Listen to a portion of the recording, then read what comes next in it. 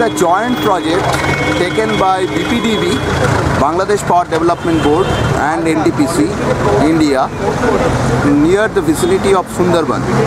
It's just 14 kilometers away from Sundraban, from the ecologically sensitive zone. Okay.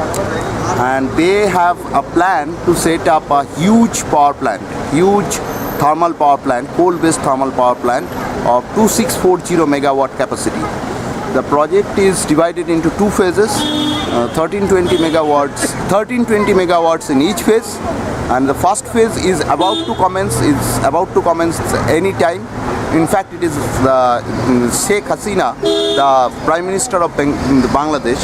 She is visiting the site on 24th October to inaugurate the project. So there's a huge rally. You can see the poster here. You can that one. Yeah. That is. It's a long march is happening. Okay. From Dhaka to Rampal. Okay. See, this long march, this organized by somebody called NCBD. Okay. Now, NCBD has earlier led a struggle in Fulbari, and they had a long march in 2006. Okay. And that time 70,000 people took part in that march. Okay. And the project was shelved because of that effort. Okay. Now this time also again this long march is happening. Right at this moment when I am talking to you, it is happening. It is happening from 24th to 28th. Okay. It is expected, it is supposed to reach here in Sundraban, in this site, Rampal, on 28th. Okay. So on solidarity with that, we are marking a protest, and we have initiated a signature campaign against this. The idea is save Sundarbans, stop Rampal. Okay. Save Sundarbans is not only saving the forest, it's saving the entire ecology, including human being.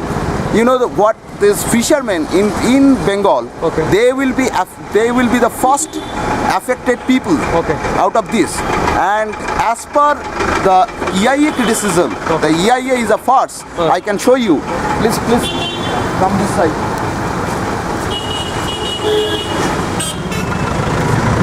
Look at this. This is the EIA. This is the EIA. It is in Bengali. Okay. So that it can be communicated in vernacular language to the local people. Yeah. But this EIA is a farce. The EIA was commenced after the announcement and finalization of the project. Okay. So this EIA is a farce, and it is not accepted. In fact, a lot of international bodies have criticized this EIA, and BD government and NTPC. They are not bothered to listen to the facts. Now, if this happens, the fishermen will be affected the most. I tell you. Can I ask you a question here? Yeah, sure.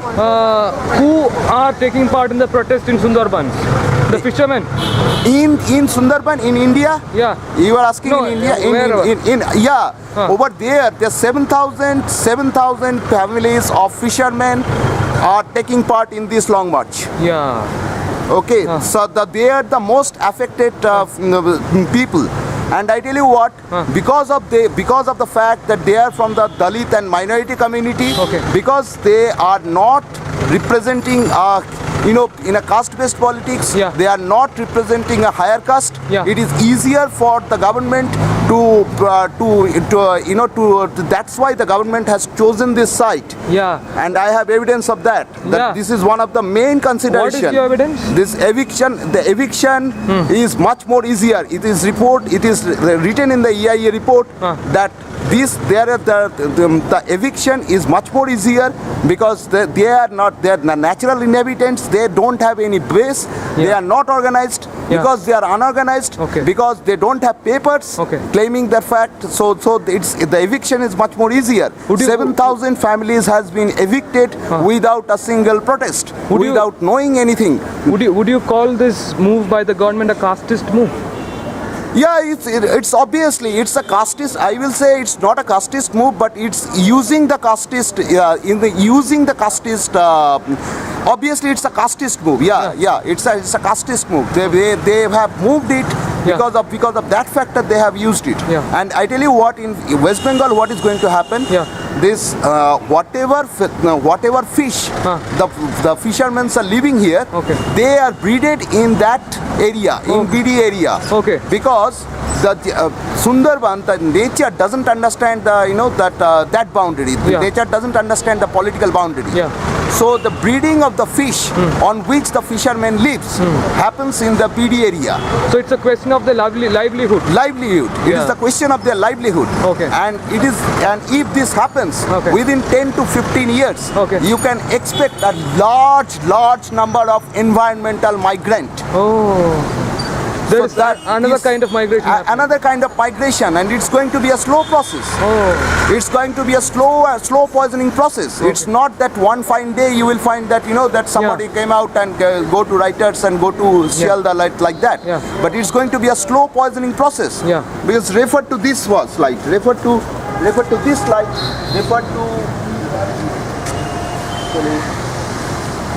Refer to this slide. Yeah. What does this say? It says that there's the Pashur. This is the Pashur river. Okay. And this Pashur river, and this is all these the sweet water reserve Okay. for the fish Okay. are going to be affected Yeah. because of this. And what is this? This is what is going. This is the current scenario, Okay. and this is what is going to happen. Okay. And what is this? And this is what is the it's a living picture of Ayla. What happened in Ayla? Okay. And because of that, what happened and what they are still crying. There is nobody to listen to them. Okay. Because they are not organized. Because again the story is same. There is no point in repeating that story. Yeah, That's right. So how does the government respond to you? See, the government has not bothered to respond in any way. Okay. It's up to them to respond to 5,000 plus signatures. Yeah. What we have collected. Yeah. And people are still signing it. It's a completely unorganized effort. Yeah. There is no organized effort. It's completely organic. No promotion, no big media, nobody, nothing. The media is not supporting you. No, media is not supporting us. What does the media say to you? Media is just prefer to ignore. They prefer to ignore it. Oh, the media is also Because whoever the stakeholders going to affect this, they can't speak English. I can't speak English. Yeah. So you are listening to me. Yeah. You are taking my interview. Yeah. If you go to BD, if you go to Bangladesh, or if you go to Sundraban in West Bengal, they will not be able to give you a bite. Yeah. Simple. So yeah. So that's why the media. So the would you say being English and being middle caste? It's a privilege what you have to use. Otherwise, you will not get anything out of it. So you are saying that they are not considered as citizens? No, forget about citizens. They are not considered as human beings. They are not considered as any identity. They are only considered as identity when the vote politics came. When they can cast the vote in favor of me, only then they count. Yeah. If they can't, then they are not counted as human beings. I prefer to ignore them. Yeah. So what is in Lady Chatterley's Lover, I just happen to remind that in Lady Chatterley's Lover, it was mentioned that all the elite English women, they were nude in front of they roam around nude in front of the servants. Okay. Because they were not regarded as human beings. Okay. So it is like that. Yeah. It's the same treatment that is happening. Yeah. So this environmental migrant, who will care? Who cares? So these environmental migrants are also Dalits, no? Yeah, obviously. So Dalits and some of the caste that even it's so much complicated and so much. Could you name some of the castes?